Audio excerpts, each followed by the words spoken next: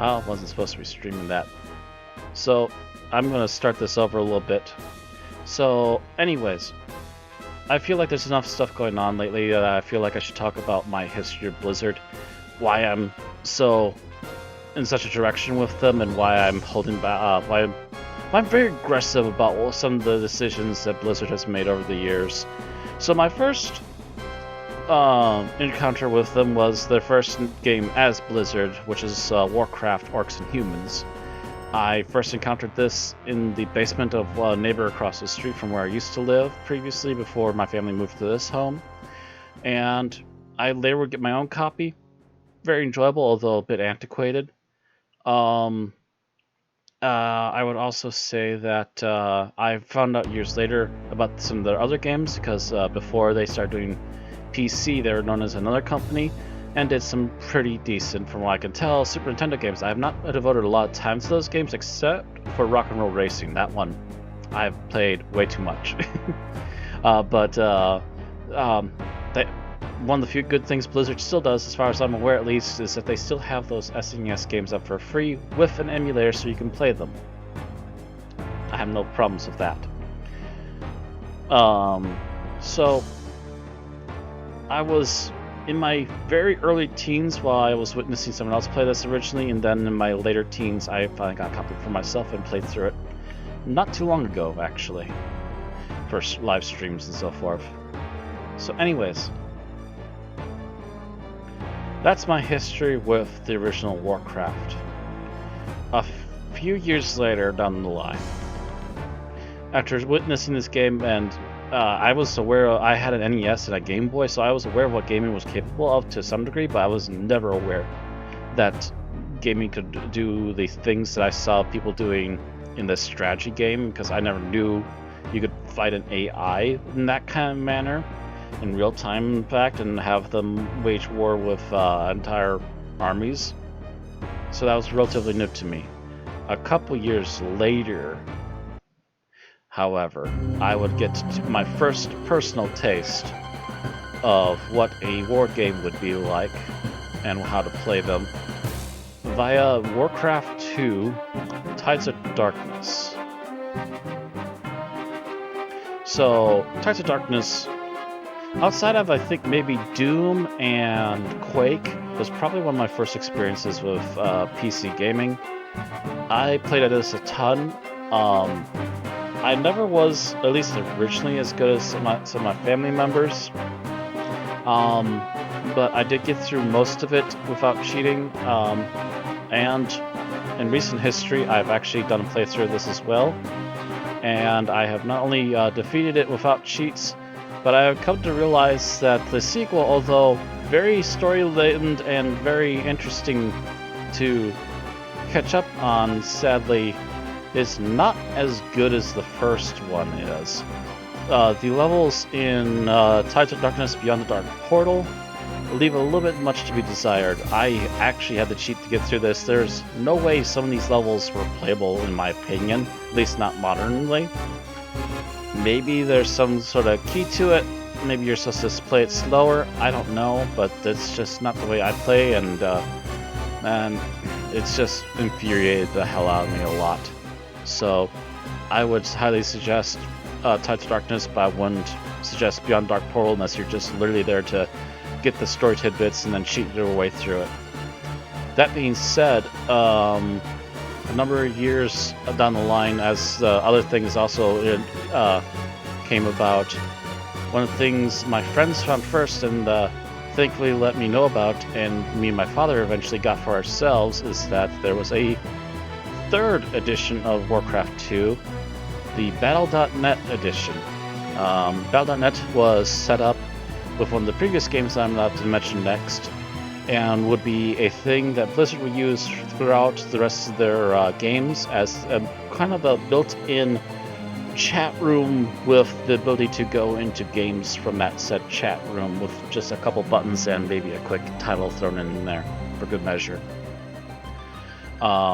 But yeah, spent many hours with Battle.net Edition, and I'll get into why in a little bit here with the next game as well. Very fun game. Still occasionally want to play this with friends, but when do we have the time lately? Just that kind of a thing right now, I suppose. Anyways, so the next thing we need to get into about my history with Blizzard. A couple years after getting Tides of Darkness and Beyond the Dark Portal, while visiting a great aunt, I found about a year after its release, Diablo 1 available at a game store in Mall of America in Minnesota. My great aunt lives in Minnesota. So, that being said, I was flabbergasted to find it, super thrilled to finally start playing it. And this is what led me down the rabbit hole of action RPGs for the rest of my life. Diablo is a little bit simplistic in its story, but man oh man is it fun to play and loot and massacre demonic monsters. And this was the game that also introduced the earliest form of Battle.net. You can go into chats, you can talk with people, socialize, but then you could meet up with friends, and with your said friends, you could set up a room and private message each other, and get a name and a password, and go in with just your friends, and go in there and level grind and try to progress through the game. I believe it doesn't include a lot of the story points when you're playing on multiplayer, but one of the things it does do is it allows you to encounter the main bosses of the game. And there are at least 2 of them, maybe actually no, there's 3 of them. There are 3 main bosses you need to meet up with and destroy before you can finally head to Diablo himself as the final boss. There is the Butcher, who I believe appears at floor 2 or 3. I want to say it's floor 3, but I can't remember for sure. Then there's the Orc within the next 2 floors. And then one of the last couple of floors in the game, and then one of the not the last floor, but within the floor 2 of the last floor is when you meet up with Lazarus and have to destroy him as well. He is the one that basically started everything in Diablo 1 and unlocked all this chaos, and you have to destroy him, finally go to the final floor, finally defeat Diablo, and even in the multiplayer version, you still got the cutscene. Me and a friend spent hours playing this game, trying to get through it, and while we had gotten a good fair amount of the way through, we had already gotten to the caves, and were occasionally almost peeking our way into hell. That's when someone swung by one of our games and literally left loot all over in town, and that's when we found out that the game had been hacked and people were dropping the best gear in the game for others to play the game with, and also when we found out about the duplication cheat. So the both of us were now fully armored up, fully equipped with rings that gave us powers beyond our current abilities, because not only did our armor, both chest and headpiece, give us a huge bonus to our stats, so did our rings, so did our amulet, and we were able to equip weapons and stabs well beyond our normal means, and we were able to hit more often than a character at our level should have.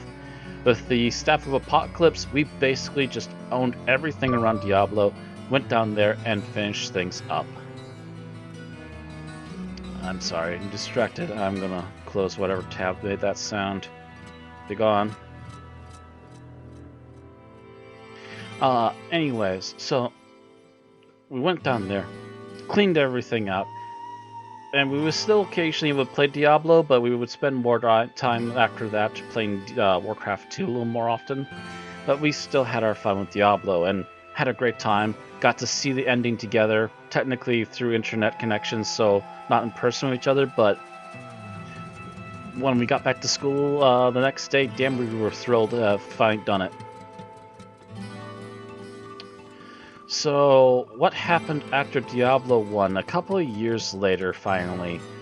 Again, I didn't get this right away, and neither did my friend Fred, who is the friend who played most of these PC games with me. But after I got it, he very quickly sought this game out, and that's why we played it together. But a couple years down the road, a sequel finally came about, faster than Warcraft was ever getting a sequel. I would also say before that, too, I actually didn't grab an image for this, but I did spend some time on StarCraft.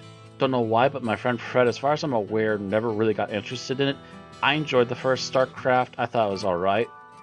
I actually spent a lot of time socializing with other people on there, quite a few years, in fact, into high school, and I think after high school is starting to close up for me for the last year is when I kind of cut most of my ties there.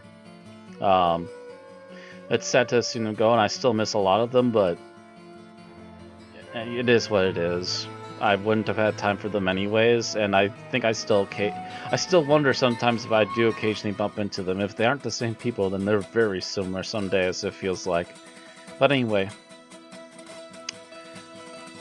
StarCraft 2 was fun, Diablo 1 was great, and we still occasionally were playing Warcraft.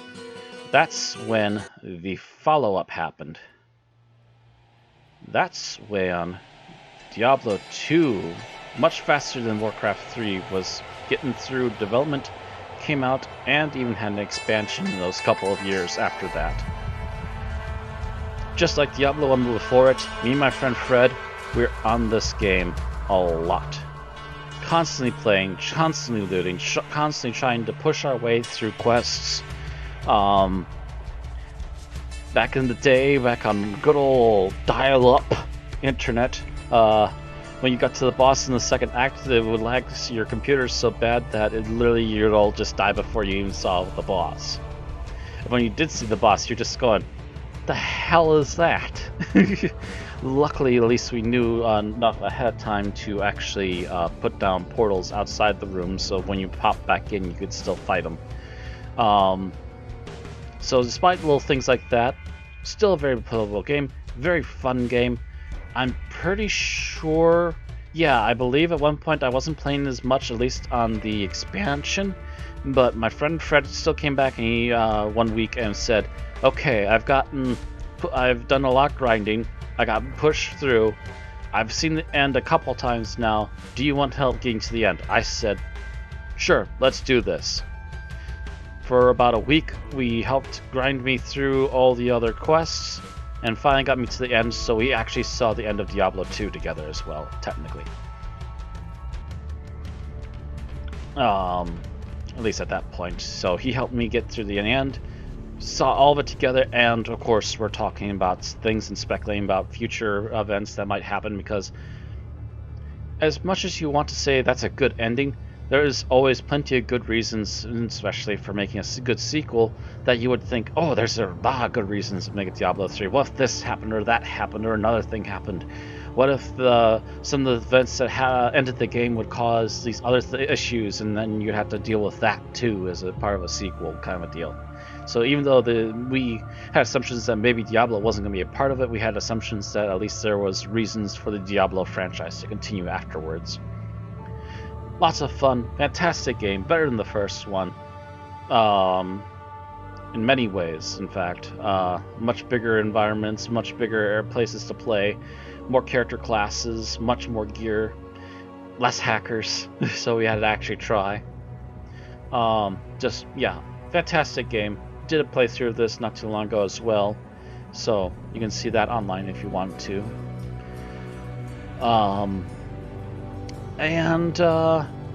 Eventually, I want to say almost close to the time we were done with high school is when the next game dropped. And actually, I need to quickly look for this here. I'll have to be doing this for the rest of them too. That should not take very long to find, as you can tell already.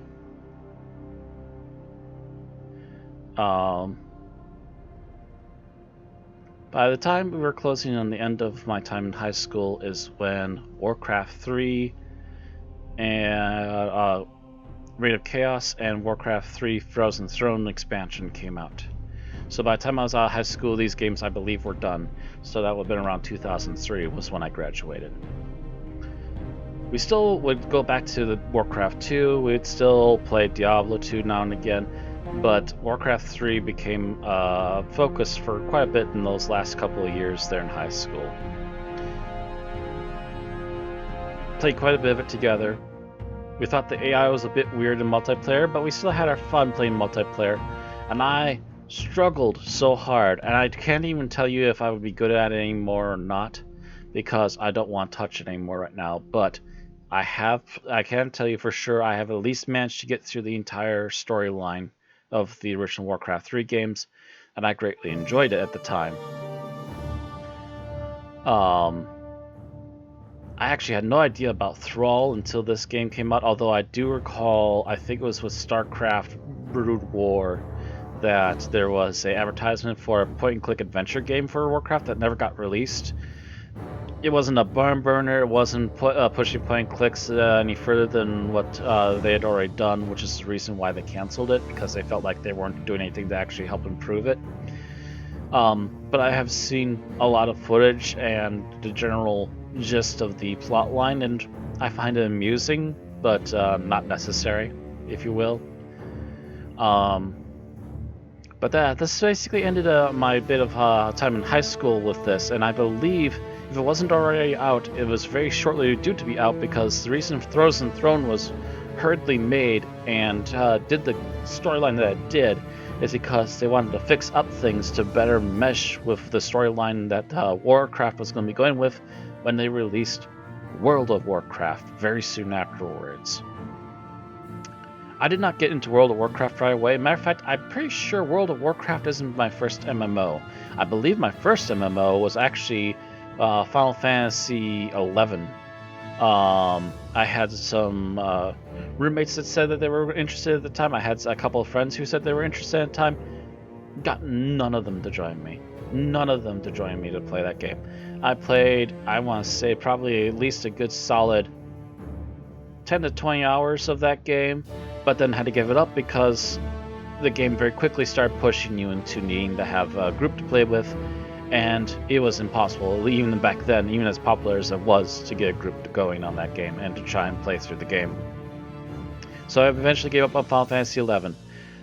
A year after that, that would have been 2004, 2005, so like late 2005, early 2006, is when I finally got a desktop to replace my laptop. That is when I first tried WoW for the first time. Oops, clicked the wrong thing. So, World of Warcraft.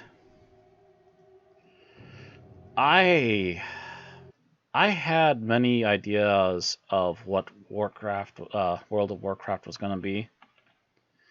I have to say, since the very beginning for me, World of Warcraft has never been what I wanted it to be. Like, from the very beginning get-go, what I wanted out of World of Warcraft was I wanted a fun RPG that I knew Blizzard could make. It'll be online, which is fine. Completely online, sure. Like I said, at this point I had experienced Final Fantasy XI, but hey, Blizzard's good for making games. They've made plenty of great content.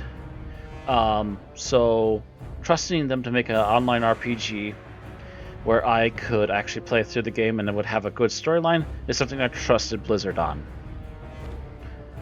I very quickly found myself, after a month and a half of gameplay, being very bored, feeling very tedious with the game, and feeling like I've gotten next to nowhere. I had only gotten to the second zone and already felt like it was repeating the same shit again. There was no real storyline that I could understand of. It just felt like you were a little nobody who was getting marched around the fucking areas and just getting told to keep doing basic shit that the city guards should be taking care of. How am I supposed to be a hero if I'm doing basically the city guards' dirty work for them? That basically left a sour taste in my mouth, and from then on, I had zero interest in World of Warcraft. I literally borrowed a account from a previous roommate in order to play World of Warcraft. After the first month free and paying for a month myself, I handed the account back to him. I told them I left the password alone, if they found anyone else that was interested, they can do it. Otherwise, I've deactivated it, and I was not interested in paying or playing it anymore.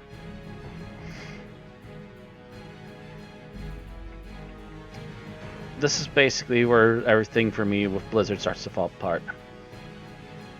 It'd be years before another game actually came along from Blizzard, as far as I can remember.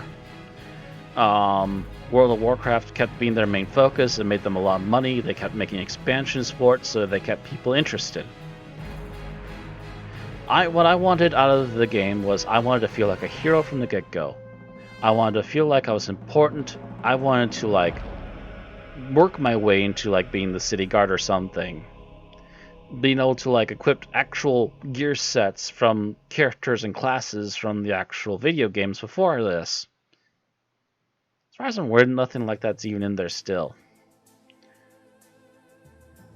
And I wanted to join different groups and guilds. I wanted to join a footman's guild and then maybe upgrade to a knight's guild, etc. kind of the idea. Nothing of the like is actually in the game. There's only been recently in the last 10 or so years a system where you can join different groups, and it doesn't really matter if you join them or not, because every time they expand the game, they completely alter the group stuff from the previous game, and most of it's made null and void, so whatever. World of Warcraft left me with a sour taste in my mouth. Friends have tried to usher me back into the game. Every time I get really sick and tired of it very quickly, and I have zero interest in coming back to it. Several years ago, they finally released StarCraft 2. When it came out, it was literally only one campaign, and I immediately went, that's not a finished game though. Why would I want to pay full price for a game that's not even finished? And they did finally finish the game, but by the time I heard what the plot was, I thought the plot sucked. I had no interest in this. I've heard this cliche plot, cliche plot before. I had no interest in getting involved in StarCraft 2 at that point. Not to mention that I'd sat on it for so long thinking whether or not I wanted to even touch it, that I didn't decide completely against it. So now comes the last game I have to mention that I have actually played through. So that would be Diablo 3.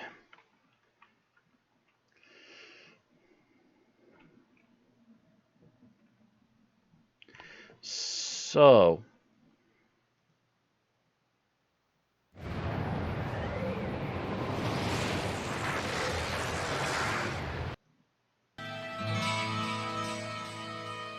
actually, sorry, I screwed up the search. That would help if I actually searched the right thing. There. So, on the behest of friends, and the fact that a couple of my current friends still play action RPGs with me, such as we recently gave up on Path of Exile after we found out it was going to get too grindy.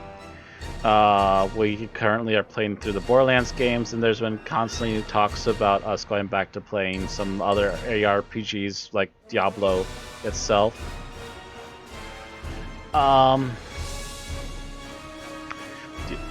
I did not get Diablo 3. As a matter of fact, I turned around immediately and bought up Torchlight in reaction to how miserable and awful Diablo 3 seemed to be upon its launch. My friend Fred, I believe, also got it pretty quickly upon launch and was also greatly upset with it because it was a garbage release.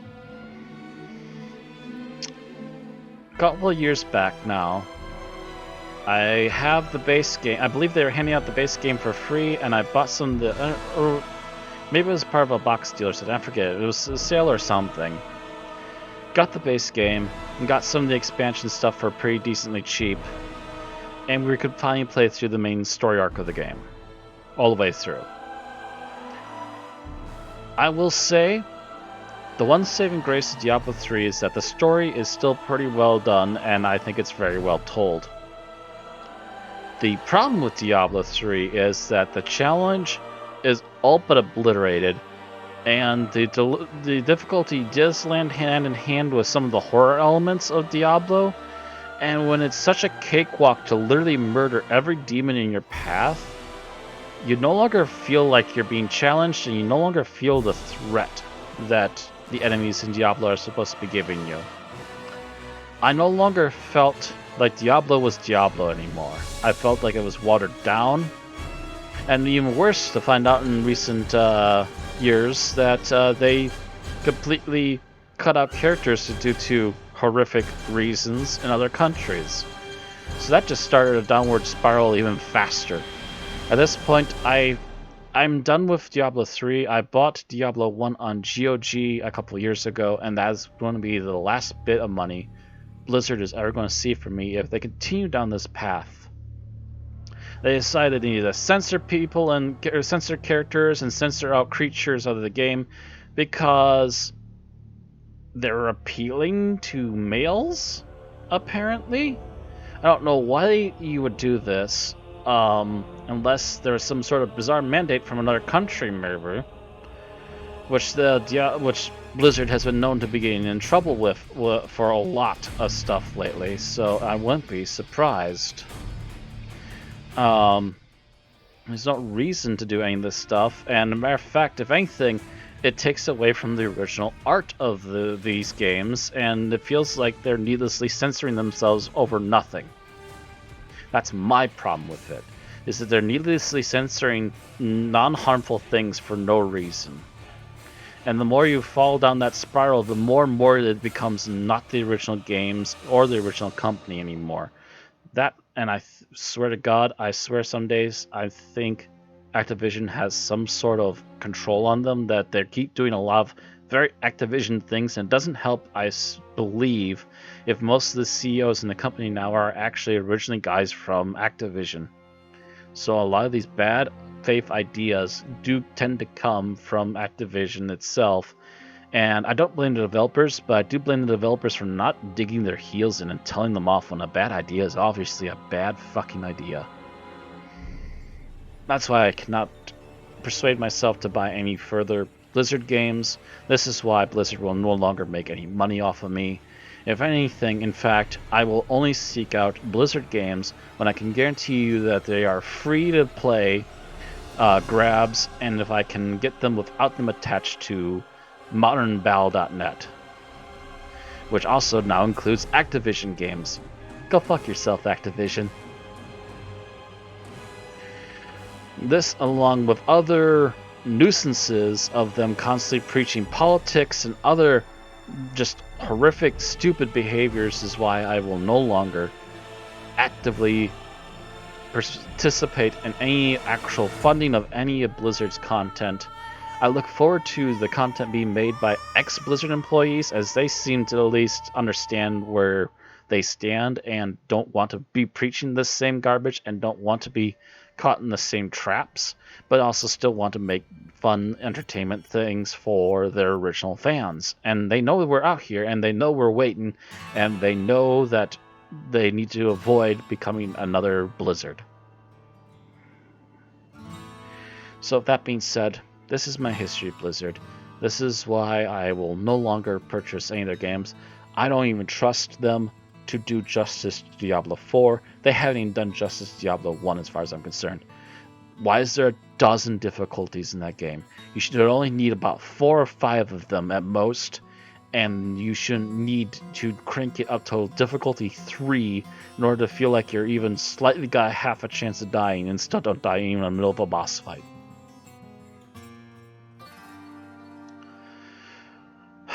So that's it. That's basically my history with Blizzard. Well, I won't fund any more of their games, and the only way I'm going to ever play Warcraft 3 is if I can manage to get onto the game without the horrifically awful Reforged expansion forced upon it, which updated character models, but not even all the character models, and updated some of the lighting, but didn't update the fucking textures and backgrounds. More shoddy, half-hearted garbage work from a shoddy garbage company that no longer has any of its original heart and soul in it anymore. I'm not even gonna touch freaking what is it now? Overwatch. I liked that game better when it was called Team Fortress 2 and it was free to play. Thank you very much.